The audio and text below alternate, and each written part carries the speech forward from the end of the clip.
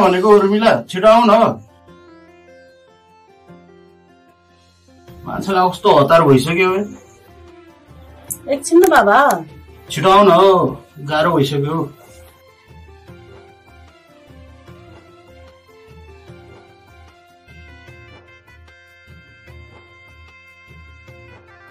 उर्मिला हेर न तिमीलाई भेटेपछि त प्यासै मेटिँदैन भने के भयो ठिकै भन्यो अझै तिमीले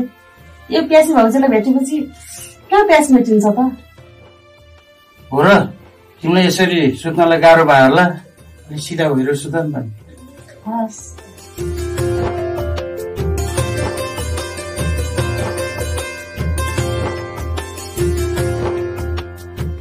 अझै मेरो धेरै समय छैन म फेरि बुहारी भइसक्यो मान्छे ठुलो घर जान्छु भनेर आएको थिएँ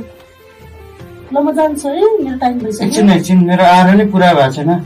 एकछिन बस न पख न पख अब कहिले भेट हुने हो अझै तिमी यसरी किन आत्ति राखेको भेट त भइहाल्छ नि अब एकचोटि मात्र ल हस्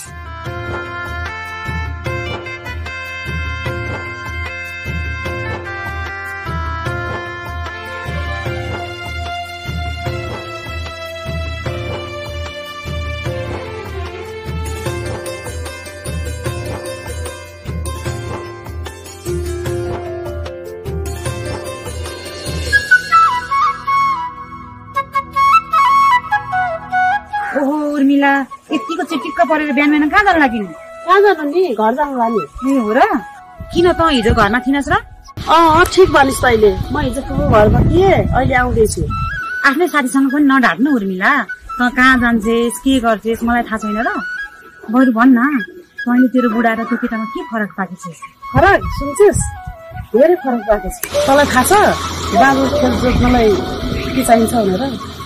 थाहा छ बाँझो खेत जोत्नलाई हलो फाली चाहिन्छ थाहै छ त बाँझो खेत जोत्नलाई हलो र फाली चाहिन्छ भनेर हो त आफै भन् त हलो र फाली गतिलो भएन भने जति चिसो खेत पनि जोत्न सकिँदैन के ए भनेपछि मैले तेरो कुरा बुझेँ होइन त्यति कमजोर छन् र तेरो बुढा